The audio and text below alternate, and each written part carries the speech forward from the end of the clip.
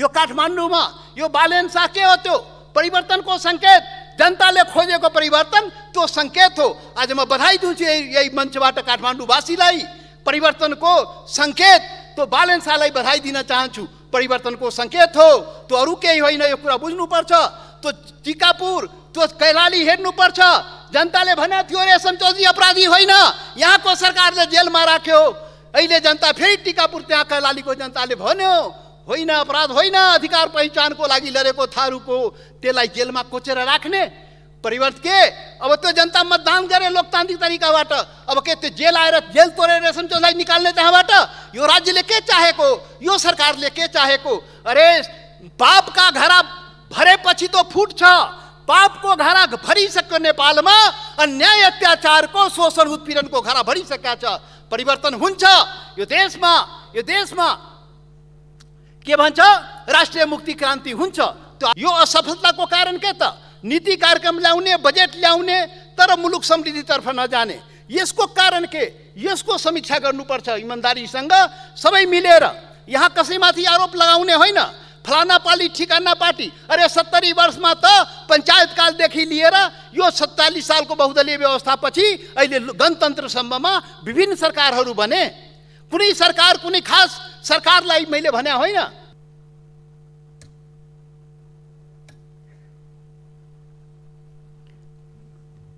यसपछि माननीय श्री राजेन्द्र महतो।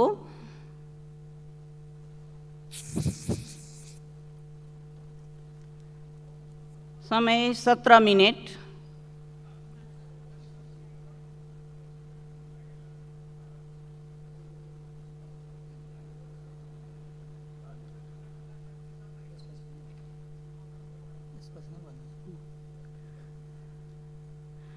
यसपछि माननीय श्री राजेन्द्र प्रसाद लिङदेन।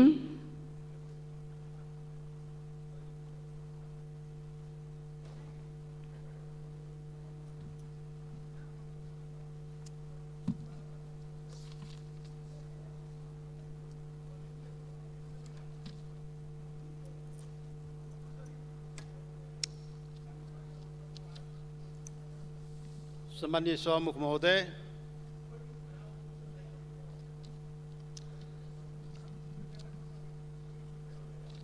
नीति कार्यक्रममा बोल्नुपर्ने यो नीति कार्यक्रम सरकारले ल्याएको हो।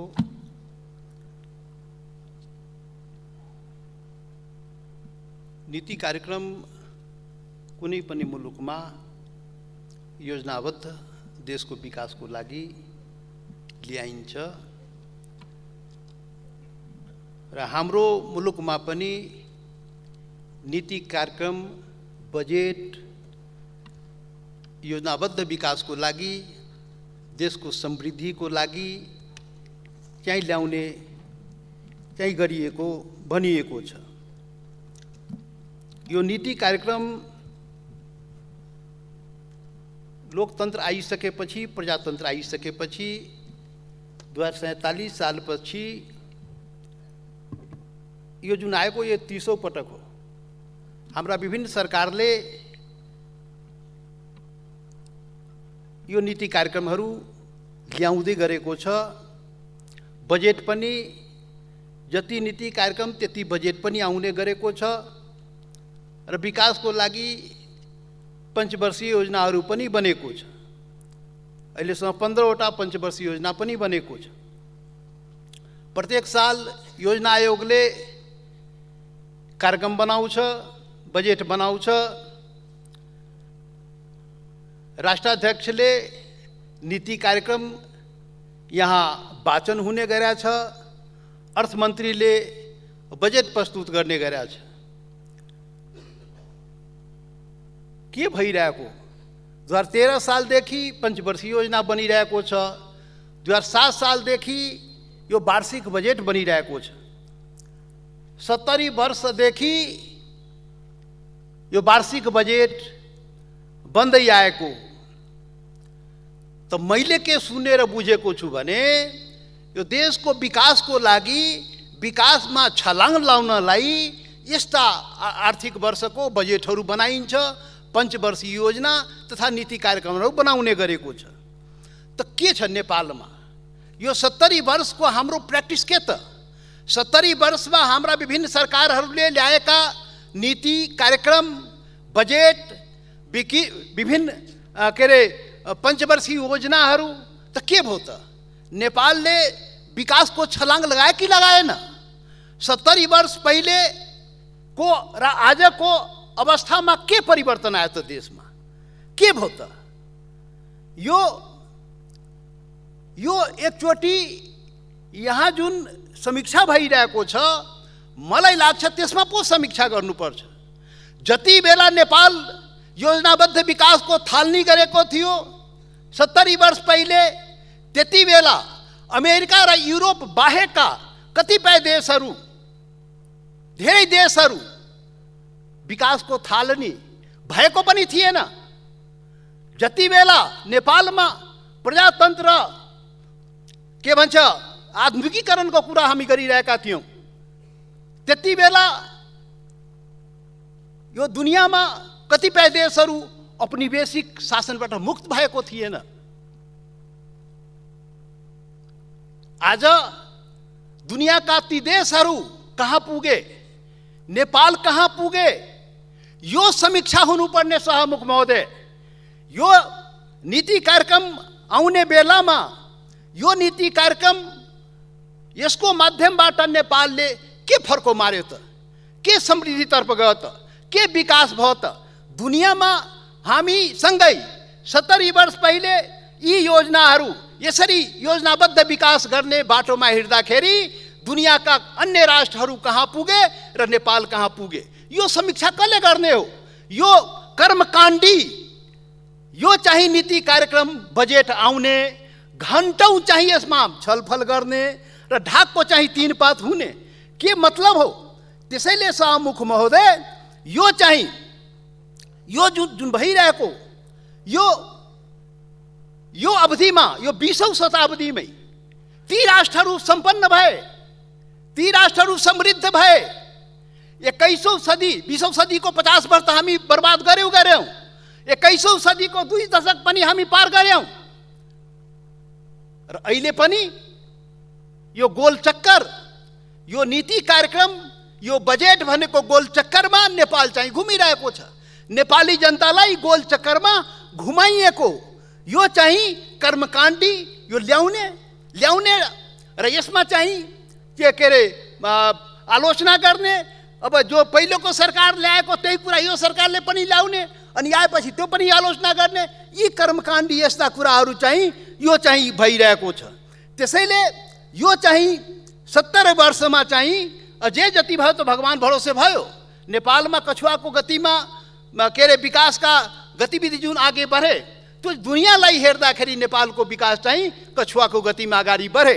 त्यसैले यो चाहिँ सचेत प्रयासबाट जे जति भयो त्यो चाहिँ भएको छैन। यो चाहिँ भगवान भरोसे चाहिँ हामीले चाहिँ नेपाली जनताले जे पायौँ। त्यसैले अब समीक्षा के गर्नु पर्यो भने यसको कारण के त? यो असफलताको कारण के त? नीति कार्यक्रम ल्याउने, बजेट ल्याउने तर मुलुक समृद्धितर्फ नजाने, यसको कारण के? यसको समीक्षा गर्नुपर्छ इमानदारीसँग सबै मिलेर। यहाँ कसैमाथि आरोप लगाउने होइन, फलाना पार्टी ठिकाना पार्टी। अरे 70 वर्षमा त पञ्चायत कालदेखि लिएर यो 47 सालको बहुदलीय व्यवस्थापछि अहिले गणतन्त्रसम्ममा विभिन्न सरकारहरू बने। कुनै सरकार, कुनै खास सरकारलाई मैले भने होइन। यो 70 वर्षमा यो आवधिक विकास योजना जुन बनाउने क्रम नेपालमा सुरु भयो, यही क्रमसँग दुनियाँमा हुँदाखेरि दुनियाँ सम्पन्न राष्ट्र बने, समृद्ध राष्ट्र बने। नेपाल चाहिँ कछुवा गतिमा दुर्गतितर्फ गए, नेपाल कंगाल राष्ट्र भए, नेपाल दुर्गतितर्फ गइरहेको छ। र दुर्गति यस्तो अवस्थामा कि आफ्नो 50औं लाख जनशक्ति रोजगारीको खोजीमा बाहिर जानुपर्ने। के हो यो? एउटा सियो उत्पादन गर्न नसक्ने, अनि के हुने हो? अब सुन्दैछु यहाँ अब यो के आयात गर्न, इम्पोर्ट गर्नलाई विदेशी मुद्राको अभाव, श्रीलङ्काको लाइनमा जान लाग्यो। यो के भइरहेको नेपालमा? यो के? यो कर्मकाण्डी यस्ता नीति कार्यक्रम बजेट ल्याएर देश र जनतालाई कहिलेसम्म यो झुक्याउने हो? कहिलेसम्म जनतालाई यसरी चाहिँ जनतालाई यो गोलचक्करमा फसाउने हो? यो निरर्थक यो चाहिँ यो कामहरू भइरहेको छ नेपालमा। त्यसैले सबै मिलेर यो चाहिँ यो कर्मण्यताबाट, यो निरीहताबाट, यो यसबाट चाहिँ यसको शिकार जुन नेपाल र नेपाली जनता जुन भइरहेको, यसबाट नेपाली जनताले कहिले मुक्ति पाउने हो, यसमा पो समीक्षा हुनुपर्छ। यहाँ 145 के अरे बुधे घोषणा के भन्छ यो नीति कार्यक्रम अस्ति चाहिँ 10 गते 2 घण्टा चाहिँ हाम्रा राष्ट्रपतिजीले घाँटी सुखाई पढ्नु पर्यो। आखिर भके त भोलिपल्ट 3 घण्टा चाहिँ हाम्रा प्रमुख प्रतिपक्षका नेताले 3 घण्टा चाहिँ घाँटी सुखाई चाहिँ बोल्नु पर्यो। हाम्रा सांसदहरू हामी यो सम्बन्धमा घण्टौं चाहिँ समय बिताइरहेको, यो प्रकरण वर्षौंदेखि चलिरहेको, नेपाली जनताले के पाइरहेको छ? आज नेपाली जनतालाई यसमा छ यो संसदप्रति आकर्षण कि यहाँ हाम्रो भाग्यको फैसला भइरहेछ, हाम्रो चाहिँ भविष्यको फैसला भइरहेछ, हाम्रो समृद्धितर्फ नेपाल गइरहेछ। 1% पनि छ नेपाली जनताको ध्यान यो संसदमा? के हो त यो कसले सोच्ने हो, यो कहिले सोच्ने हो, यो सवाल हो। आज यसमा छलफल हुनु पर्थ्यो, यसमा हामी घण्टौं समय बिताउनु पर्ने। हाम्रो असफलताको कारण के हो? दुनिया समृद्धितर्फ जाने, हामी दुर्गतितर्फ जाने, यसको कारण के हो? यो कारण पत्ता लगाउनु पर्थ्यो र यो कारण पत्ता लगाएर त्यो चाहिँ इलाज हामीले गर्नुपर्थ्यो सहमुख महोदय। यो चाहिँ भइरहेको छैन। त्यसैले नेपाललाई त दुनिया सम्पन्नतातर्फ गए, नेपाल किन गएन? प्रकृतिले त वरदान त दिएको छैन सहमुख महोदय। नेपाललाई प्रकृतिले के दिएको छैन? त्यो प्राकृतिक वरदानको सदुपयोग नेपालले किन गरेन? किन यो त्यो योजना आएन? किन कारण भएन? यस्तो चाहिँ सम्पदाहरू छन्, यस्ता जलस्रोत सम्पदा छन्, पर्यटन छ, बुद्ध जन्म यहीँ हो, हिमालय यहीँ हो, सारा सोना उब्जिने धरती यहीँ हो, सबै यहीँ हो। तर नेपाल दुर्गतितर्फ किन गयो? किन नेपाली जनता आज कंगाल भएर गरिबीको रेखा मुनि चाहिँ बसिरहेको छ? नेपाल दुनियाँको गरिब राष्ट्रको 10-20 देशको नाउँ लेख्यो भने नेपालको नाउँ लेख्नु पर्ने यो अवस्था कसले ल्यायो? किन ल्यायो? यसको जिम्मेवार को? यसमा चर्चा गर्ने कि नगर्ने? लामो भाषण गर्ने यहाँ आएर शासक वर्गले, सत्ता चलाउनेले लामो भाषण गर्ने, ढाकछोप गर्ने, यो हुँदैन सहमुख महोदय। नेपाली जनतालाई यसरी चाहिँ गुमराहमा पार्न मिल्दैन, नेपाली जनतालाई यो गोल चक्करमा घुमाउन मिल्दैन, राख्न मिल्दैन। त्यसैले सहमुख महोदय मेरो आग्रह हो, यसमा समीक्षा हुनुपर्छ। नेपाल किन अगाडि बढेन? प्रकृतिले वरदान दिँदै सब थोक नेपालमा हुँदै सानो देश हो, 3 करोड जनसङ्ख्या ठुलो होइन, 3 करोड पनि होइन, यो देश समृद्धितर्फ किन गएन? यसको जिम्मेवार को? के कारणले गएन? यो कसले खोजबिन गर्ने हो? यो किन भइरहेको छैन छलफल? यो चाहिँ जहिले पनि ढाकछोप, आरोप प्रत्यारोप, ऊ भन्छ ऊ भ्रष्टाचारी, ऊ भन्छ ऊ भ्रष्टाचारी। अरे एकजना भ्रष्टाचारी कि एकले अर्कोलाई भनेपछि बडा मजबुतीका साथ भनेको छ। दुवै भ्रष्टाचारी हो कि? होला नि त। भनेपछि यति आत्मविश्वासका साथ भनेपछि त होला नि त। त्यसैले यो के भइरहेछ नेपालमा? त्यसैले यो सहमुख महोदय नेपाली जनतालाई त्यो चाहिएको, नेपाली जनता त्यो चाहिँ खोजेको, समृद्धि खोजेको हो, नेपाली जनता यो दुर्गतिबाट मुक्ति खोजेको हो, नेपाली जनता यो चाहिँ नीति कार्यक्रम बजेटबाट दुनियाको दाजो नेपालको पनि विकास खोजेको।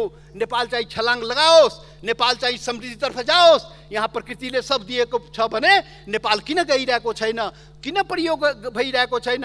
त्रुटि कहाँ हो? शासक वर्ग कसरी शासन गर्यो? कसरी के गर्यो? राजनीति कुर्सीको लागि गर्ने? अरे राजनीति त जनताको लागि गर्ने हो, राजनीति त देश र जनताको विकासको लागि गर्ने हो। यहाँ त राजनीति सत्ताको लागि, कुर्सीको लागि राजनीति पो भइरहेछ सहमुख महोदय। त्यसैले यो भएन। यो नेपाली जनताप्रति अन्याय भइरहेको छ। यो अन्यायबाट नेपाली जनताले मुक्ति पाउनुपर्छ। नेपाली जनताले यो चाहिँ कंगालीपनबाट, यो पिछडापनबाट, यो गरिबीबाट नेपाली जनताले मुक्ति पाउनुपर्छ। यसमा पो छलफल गर्ने हो। यो जनतालाई ठग्ने काम, प्रत्येक साल यस्ता नीति कार्यक्रम यो पन्नाका पन्ना ल्याउने, घण्टौं चाहिँ सांसदसँग डिबेट गराउने, अनि ढाकको दिन चाहिँ हुँदै चाहिँ केही पनि नहुने, देश 1 इन्ची अगाडि नबढ्ने, यो के भइरहेको हो? त्यसैले सबैले सोच्नुपर्छ। यहाँ कुनै एउटा दल, एउटा नेतालाई मैले भन्ने होइन सहमुख महोदय। सबै जिम्मेवार हो, हामी सबै जिम्मेवार हो। हामी कसरी असफल भइरहेको हो, यो देश कसरी असफल भइरहेको हो, यो हामी सबै जिम्मेवार हो। कोही पनि नपाउँदैन। त्यसैले यसमा चाहिँ छलफल हुनुपर्छ। नेपाली जनतालाई त्यसमा आश्वस्त गराउनुपर्छ। त्यो चाहिँ रोगको इलाज, त्यो कारण, के कारणले चाहिँ यो भइरहेको छ, त्यो हामीले भन्नुपर्छ सहमुख महोदय। यहाँ हिजो कुरा हुँदै थियो, लोकतन्त्र कमजोर भइरहेको छ, लोकतन्त्र खटाइमा परिरहेको छ, निर्वाचनमा धाँधली भयो, निष्पक्ष भएन। अरे लोकतन्त्र के? लोकतन्त्र यही लोकतन्त्र हो, यही लोकतन्त्र हो, यस्तो निर्वाचन अनि त्यो लोकतन्त्र चाहिँ बलियो हुने त्यो निर्वाचनले कस्तो निर्वाचन हामी गराइरहेछौँ। त्यो निर्वाचन कस्तो निर्वाचन हो सभामुख महोदय? स्थानीय तहको निर्वाचन अनि लोकतन्त्रको के चाहिँ मजबुती, लोकतन्त्रको मजबुती भइरहेछ कि भ्रष्टाचारीको मजबुती भइरहेछ? भ्रष्टाचारी तन्त्रको मजबुती भइरहेछ। यहाँ भर्खर पूर्व प्रधानमन्त्रीले भन्नुभयो बिना पैसाको त हुँदैन, भोटै हुँदैन, खर्चिलो भइसक्यो, खरिद बिक्री भइरहेको छ। त यो लोकतन्त्र बलियो भइरहेछ कि भ्रष्टाचार तन्त्र बलियो भइरहेको छ नेपालमा? अनि अरे कस्तो लोकतन्त्र, कस्तो बहुदलीय व्यवस्था? हामी आफ्नै लोकतन्त्रमा बहुदलीय प्रणालीमा आफ्नो पार्टीलाई के अरे नीति सिद्धान्त आदर्शको आधारमा पार्टीलाई मतदान गर्ने हो। यो कस्तो मुलुक हामी, कस्तो लोकतन्त्र, कस्तो दलीय व्यवस्था? हाम्रो आफ्नै पार्टीलाई मतदान गर्न पाउँदैन भनेर यहाँ भनिन्छ हो। आफ्नो पार्टीलाई मतदान गर्न पाउँदैन, कस्तो लोकतन्त्रको कल्पना हो? कस्तो दलीय व्यवस्थाको कल्पना गरे हो हामीले? के हो यो? यो लोकतन्त्र हो? यो लोकतन्त्रको मजबुतीको काम गरे हो? र यस्ता निर्वाचनले लोकतन्त्र बलियो हुने हो र? अरे लोकतन्त्रको कार्यभार त पुरै भएको छैन। लोकतन्त्र शब्दको दुरुपयोग नेपालमा भइरहेको छ। लोकतन्त्रको चाहिँ शब्दको आफ्नो स्वार्थमा चाहिँ प्रयोग भएको छ। कतै नेपाल जनताको लागि त्यो लोकतन्त्रको प्रयोग भएको छैन सभामुख महोदय। त्यसैले त्यहाँ यो लोकतन्त्रलाई पनि कमजोर गर्ने काम, लोकतन्त्रको दुरुपयोग गर्ने काम यो चाहिँ भइरहेको छ। यो चाहिँ यो स्थानीय लोकल इलेक्सनको जुन कुरा भइरहेको थियो, हामी पटक पटक भन्यो लोकल इलेक्सन विकास संस्था हो, विकासको नाममा चुनाव हुनुपर्छ, दलीय आधारमा त्यहाँ पार्टीको आधारमा चुनाव जरुरी छैन। 30 वर्ष भइसक्यो भन्दा भन्दै आखिर के आज भइरहेको छ? जनताले के भनिरहेको छ? आज के भन्छ यहाँका पार्टीले भन्छ हाम्रो पार्टीमा मतदान नगर, हाम्रो पार्टीको चिन्हमा नगर। के भने हो त्यो? के हो त्यो लोकतन्त्र? त्यसैले यो लोकतान्त्रिक मूल्य मान्यताको यो चाहिँ लोकतन्त्रलाई कमजोर गर्ने काम पनि अहिले चाहिँ भइरहेको छ सभामुख महोदय। यो चाहिँ यो नीति कार्यक्रमको 144 उसमा चाहिँ लेखा छ सबै नेपालीको चाहिँ सक्रिय चाहिँ सहभागिता चाहियो, सहयोग चाहियो। यसलाई कारण गराउनलाई सम्पूर्ण नेपाली जनताको यसमा चाहिँ सक्रिय सहयोग चाहियो। तपाईँ यो देशको शासनले सम्पूर्ण नेपाली जनताको सक्रिय सहयोग चाहेको हो, त्यस्तो अवस्था बनाएको हो। यो देशको यो विकास गतिविधिदेखि लिएर सम्पूर्ण शासन प्रशासनमा सम्पूर्ण नेपाली जनताको सक्रिय सहयोगको अवस्था बनाएको हो कि होइन? तपाईँ रोप्ने कटहरको केरे रुख अनि त्यसबाट आम फल्ने भनेर आशा गर्ने? अरे तपाईँ सम्पूर्ण नेपाललाई सम्पूर्ण नेपालीको लागि बनाए कि बनाएन? यो नेपाललाई सम्पूर्ण नेपालीको लागि बनायो भने मात्रै तपाईँले यो कुरा चाहिँ लेख्न मिल्छ, भन्न मिल्छ। मलाई लाग्छ यो नेपाल सम्पूर्ण नेपालीको लागि बनेन सभामुख महोदय। यो नेपाल 270 वर्ष पहिले बन्दाखेरि राजा पृथ्वीनारायण शाहले नेपालको एकीकरण गरे भने भनिएको छ। एकीकरण भयो, त्यसमा विभिन्न आफ्ना टीका टिप्पणी होला आफ्नो ठाउँमा, तर नेपाल त एक भयो नि त। नेपालको एकीकरण त भयो नि त। नेपाल त विभिन्न आफ्ना छुट्टै पहिचानहरू थिए, राज्यहरू थियो। नेपालको एउटा पहिचान पायो, एकीकरण भयो 270 वर्ष पहिले राजा पृथ्वीनारायण शाहले गरे। त्यति बेला एउटा कुरा, त्यो इतिहासको कुरा म सम्झिन्छु। त्यति बेला भने थियो यो नेपाल 4 वर्ण 36 जातको चाहिँ साझा फुलबारी हो।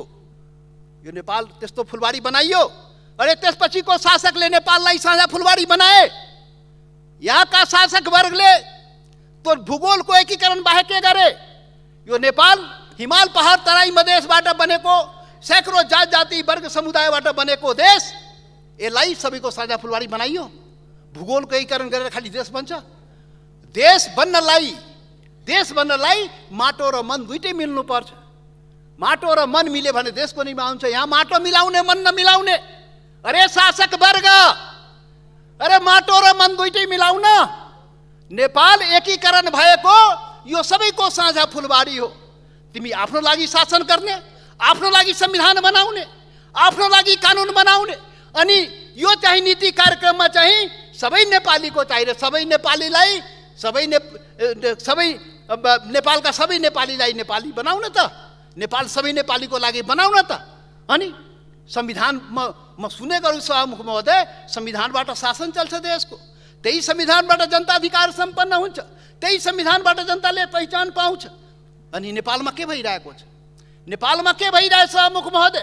जुन जनताको लागि संविधान बनाइन्छ त्यो जनतालाई गोली ठोकिन्छ अनि गोली ठोकेर संविधान घोषणा गरिन्छ। मान्यज्यू समय सकियो। सभामुख महोदय 1-2 मिनटमा म सकिहाल्छु, केही छैन।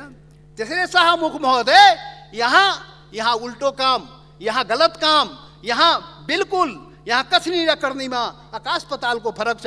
त्यसैले सभामुख महोदय यहाँ यो नेपाल सबैको लागि बनेन। यो नेपाल यो देशमा सबै जाति, सबै वर्ग, सबै समुदायको लागि बनेन। यो चाहिँ यो नेपाल बहुराष्ट्रिय राज्य हो, यो सबैको देश हो। तर नेपालको सञ्चालन एकल राष्ट्रिय राज्यको सिद्धान्तमा गरियो, एकल नस्लीय चिन्तन सोचको आधारमा गरियो, एकल जातीयको आधारमा चिन्तन सोचको आधारमा नेपालको सञ्चालन गर्न खोजिरहेछ।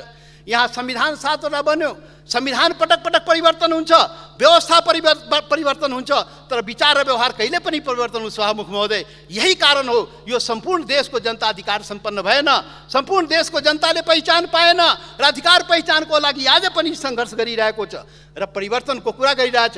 सभामुख महोदय हेरिहाल्नुभयो, यो काठमाडौँमा यो बालेन शाह के हो? त्यो परिवर्तनको सङ्केत, जनताले खोजेको परिवर्तन त्यो सङ्केत हो। आज म बधाई दिन्छु यही मञ्चबाट काठमाडौँवासीलाई, परिवर्तनको सङ्केत त्यो बालेन शाहलाई बधाई दिन चाहन्छु। परिवर्तनको सङ्केत हो, त्यो अरू केही होइन, यो कुरा बुझ्नुपर्छ। त्यो टिकापुर, त्यो कैलाली हेर्नुपर्छ। जनताले भने थियो रेशम चौधरी अपराधी होइन, यहाँको सरकारले जेलमा राख्यो। अहिले जनता फेरि टिकापुर त्यहाँ कैलालीको जनताले भन्यो होइन, अपराध होइन, अधिकार पहिचानको लागि लडेको थारूको त्यसलाई जेलमा कोचेर राख्ने परिवर्तन के? अब त्यो जनता मतदान गरे लोकतान्त्रिक तरिकाबाट, अब के त्यो जेल आएर जेल तोडेर रेशम चौधरीलाई निकाल्ने त्यहाँबाट? यो राज्यले के चाहेको, यो सरकारले के चाहेको? अरे पापका घरा भरेपछि त फुट्छ, पापको घरा भरिसक्यो नेपालमा, अन्याय अत्याचारको शोषण उत्पीडनको घरा भरिसकेका छ। परिवर्तन हुन्छ यो देशमा के भन्छ, राष्ट्रिय मुक्ति क्रान्ति हुन्छ, त्यो आवश्यक हो। यो सारा सङ्केत त्यतै गइरहेको सभामुख महोदय, कसैले रोक्न सक्दैन। अहिले पनि सद्बुद्धि आओस्, यो जनताको भुल भुलावा गरेर 70 वर्षदेखि जुन गरियो हो अहिले पनि त्यो नगरोस् र जनताको समृद्धि, विकास, अधिकार पहिचानको कुरा गरोस्। शासन र संविधान सम्पूर्ण नेपालीको लागि बनाइयोस् र गरियोस्, त्यो अहिले पनि सद्बुद्धि आओस्, यो मेरो आग्रह हो। धन्यवाद सभामुख महोदय।